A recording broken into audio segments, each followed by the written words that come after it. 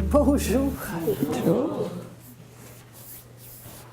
Merci Diane. Bien, nous allons aujourd'hui aborder un sujet extrêmement cher à nos cœurs, qui est la paix. On a tout fait, on a créé un ONU qui nous a garanti la paix, et il n'y a jamais eu autant de guerres que maintenant. Se pourrait-il que notre recette ne soit pas très bonne? Nous allons voir cela ensemble. Nous n'avons pas de film aujourd'hui, parce qu'on en a présenté un déjà la dernière fois, et que cette conférence fait suite à la conférence précédente. Mais j'ai demandé à Nicole de nous lire si elle voulait bien, de nous lire une légende hindoue qui va nous mettre un petit peu sur la piste de notre identité. Bonjour. Bonjour. Alors voici donc un petit conte pour grands enfants. Une vieille légende raconte qu'il y eut un temps où les hommes étaient des dieux. En effet, leurs pensées étaient créatrices et aucune maladie ne pouvait les atteindre. La terre était couverte de forêts qui respiraient joyeusement et tous les animaux étaient libres. Cependant, les hommes n'avaient conscience ni de leur origine ni de leur puissance. Il fut décidé de préserver cette non-conscience, jusqu'au jour où les hommes seraient assez sages pour découvrir la conscience elle-même. Le maître des dieux réunit alors le conseil des sages. Ils proposèrent d'enterrer la conscience de l'homme. Le maître répondit « Non, l'homme grattera pour la trouver. » Le conseil suggéra « Dans ce cas, jetons-la à la mer, dans le plus profond de la mer. » « Non, dit le maître, car tôt ou tard, l'homme explorera les profondeurs des océans et il est certain qu'un jour il la trouvera et il la remontera. Le conseil proposa alors « Plaçons-la dans les étoiles, dans le ciel. » Le maître répondit « L'homme ira un jour dans le ciel et il voudra en tirer profit. » Les sages conclurent « Nous ne savons pas où la cacher. » Car il semble ne pas exister sur terre, sur mer, dans les cieux, un endroit que l'homme ne pourra explorer un jour. Alors le maître dit « Voici ce que nous ferons de la conscience originelle. Nous la cacherons, devinez, au plus profond de lui-même. Car c'est le seul endroit où il ne pensera jamais aller la chercher. » Depuis ce temps, conclut la légende, l'homme a fait le tour de la terre, exploré, escaladé, plongé, creusé, volé dans le ciel, à la recherche de quelque chose qui se trouve au fond de lui-même. Le temps serait-il venu pour l'homme de découvrir enfin cette conscience? Alors, voilà.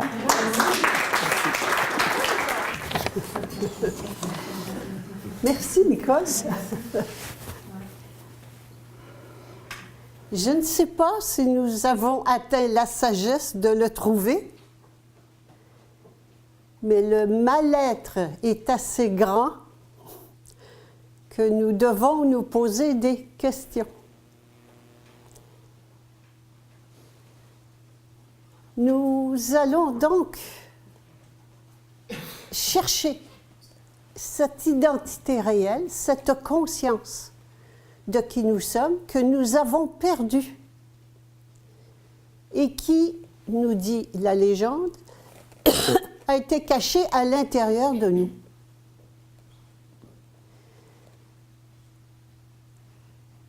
Qu'est-ce qui fait que nous ne la trouvons pas? C'est que nous nous prenons pour d'autres que ce que nous sommes. Et c'est ce que nous avons abordé la dernière fois. Si on voit les disputes et les guerres qui se passent en ce moment, nous avons affaire à une question d'identité. On parle en ce moment d'identité française, d'identité québécoise. Chacune y va de son identité. La musulmane dit « moi, c'est mon identité de musulmane ». Et la québécoise, la française, l'européenne, l'occidentale dit c'est mon identité, française, québécoise, belge ou autre. Qu'est-ce que c'est que l'identité? L'identité, dans la bouche d'une musulmane, c'est sa religion, c'est son pays, c'est son costume, c'est sa langue, ses traditions, ses cultures, sa culture, sa façon de faire. Et qu'est-ce que c'est que l'identité pour une occidentale? Ben, c'est la même chose, sauf que le pays est différent, la langue est différente, la religion est différente, les mœurs sont différentes, la culture est différente. Alors, d'où la différence d'identité de ces deux êtres, et que leur différence amène quoi? À se disputer parce que chacune veut imposer sa différence. Se pourrait-il, et j'invite donc tout le monde, aussi bien arabe, et vous voyez qu'on a une écriture arabe, aussi bien arabe, aussi bien orientale qu'occidentale, tout le monde, j'invite tout le monde à se poser la question, qui suis-je réellement? Je ne suis pas un pays, je ne suis pas une religion, je ne suis pas des croyances, je ne suis pas une famille, un nom, un métier, une profession. Je ne suis rien de ça. Je ne suis pas une mère, je ne suis pas un père, je ne suis pas une fille, je ne suis pas un enfant. Je ne suis rien de ça. Tout ça, c'est faux. Ce sont des programmations. Si j'étais née dans un pays arabe, oriental, j'aurais l'air de ça.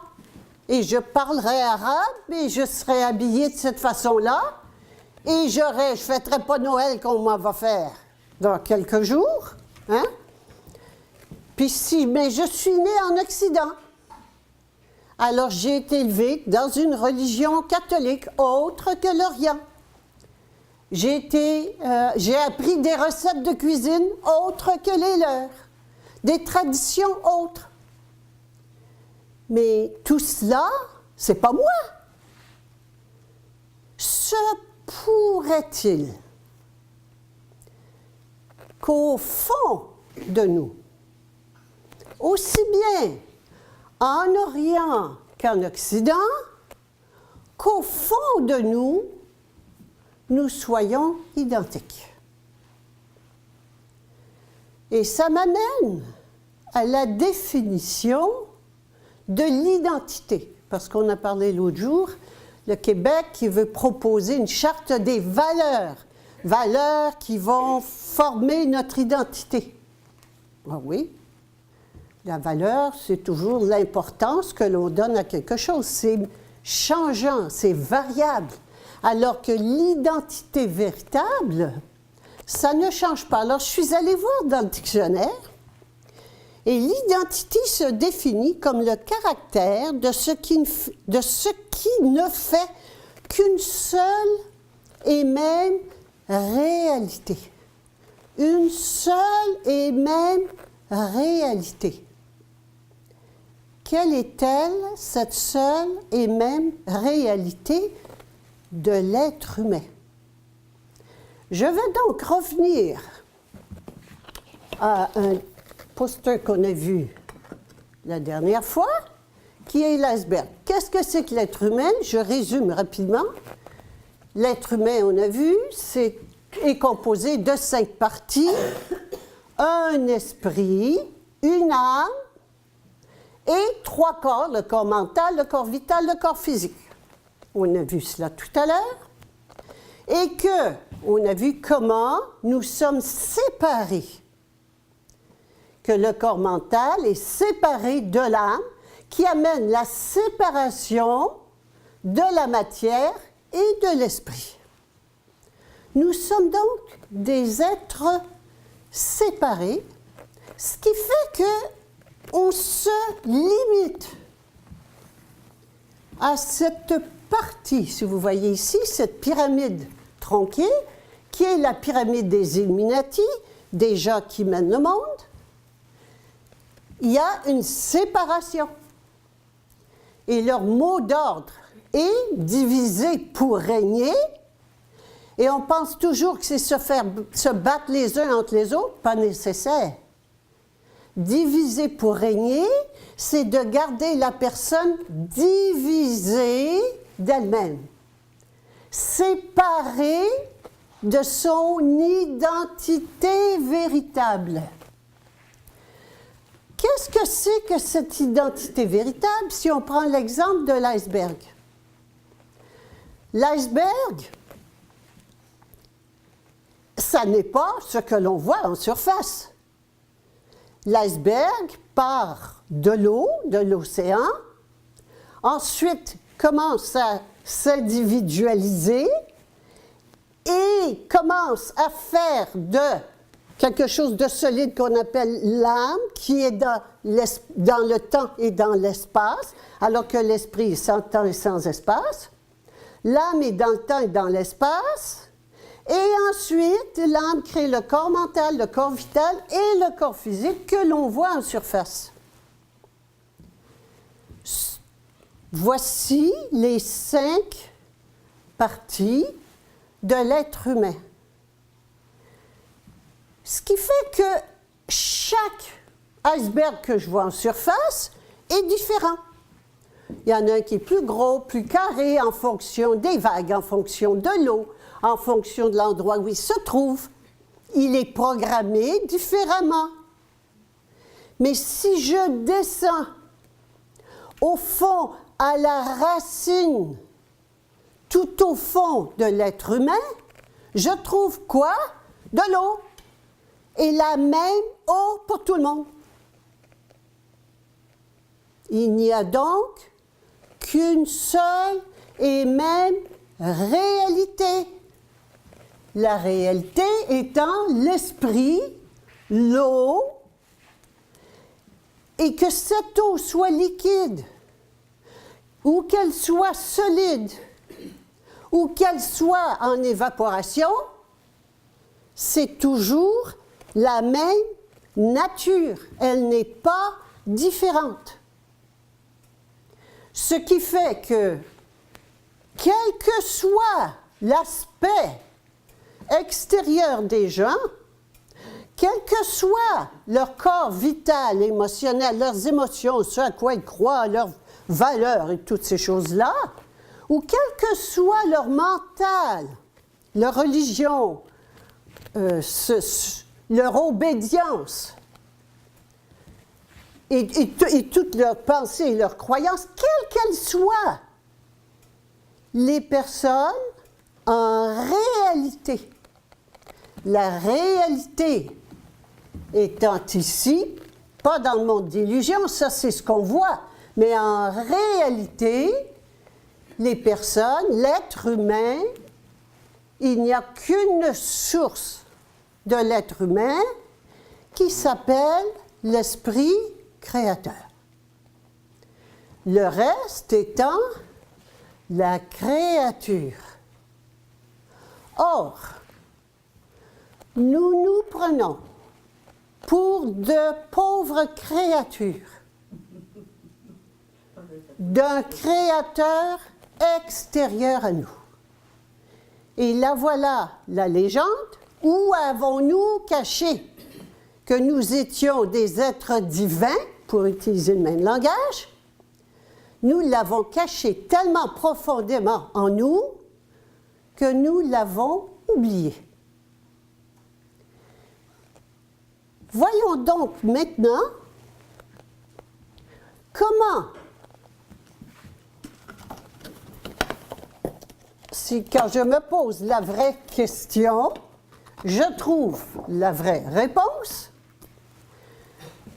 nous vivons dans un monde de mensonges, où tout est mensonge. Tout est mensonge. Il n'y a aucune vérité. On vient là de voir que la vérité même de notre identité est fausse. Par exemple, c'est extraordinaire, on se promène avec une carte d'identité. Identité veut dire une seule et même réalité. Est-ce que la carte et moi, c'est la même chose? Non. C'est complètement faux. Ce n'est pas une carte d'identité. C'est un papier avec ma photo. Une photo, c'est pas moi ça. Je suis pas une photo. Avec ma photo de moi, qui change à tout moment, et un numéro. Un numéro? Mais je ne suis pas un numéro. Une signature? Mais je ne suis pas une signature. Vous voyez comme tout est faux. Et quand je commence à voir le mensonge, il est partout, tout le temps. Nous mentons, et ce n'est pas par mauvaise volonté, nous baignons dedans. Nous baignons dans le mensonge. On commence à soupçonner que peut-être les politiciens mentiraient. Peut-être. On commence à soupçonner que peut-être l'Église nous a menti. Ah ben ça, on l'a vu un petit moment. Que l'Église nous a menti. Mais on ne soupçonne pas encore que le docteur nous ment. On ne soupçonne pas encore que les scientifiques disent des aberrations épouvantables. On ne soupçonne pas encore que 1 plus 1 plus 1, ça ne fait pas 3, mais ça fait 1. Là, vous allez me dire, écoutez, ou c'est vous, ou c'est moi. Et dès que je commence à voir la vérité, je me pose la question, suis-je folle ou les autres le sont-ils? C'est pas grave, je me dis que c'est moi qui ne suis pas folle, puis que ce sont les autres qui sont fous. Mais on peut faire ce qu'on veut. Ce qui est intéressant, c'est de voir qu'il y a deux mondes. Il y a un monde de mensonges dans lequel nous baignons. Nous avons été élevés, nous avons été programmés, que nous ne questionnons pas. Nous croyons que c'est comme ça, comme le poisson dans son bocal. Il n'est pas ici aujourd'hui, mon poisson. Le poisson dans le bocal qui pense que le monde, c'est le bocal. Alors, qu'est-ce qui fait le poisson sur le bocal? Lundi matin, il commence, puis il tourne. Mardi, mercredi, jeudi, vendredi, samedi, hop, il change de côté, il tourne dans l'autre sens. Pendant 2 jours, puis lundi, il recommence. Il fait que ça. Un jour, on trouve le ventre à l'air, il est mort. Et c'est fini. On le jette et on en met un autre. Ça, c'est le monde dans lequel nous vivons. La réalité, c'est que nous ne sommes pas des poissons et qu'il n'y a pas de bocal. Et si je dis au poisson dans le bocal qu'il n'y a pas de poisson, il n'y a pas de bocal, il va me dire que je suis folle. Et moi, je le trouve fou de croire qu'il est un poisson et qu'il croit qu'il y a un bocal. Même monde, 2 perceptions différentes.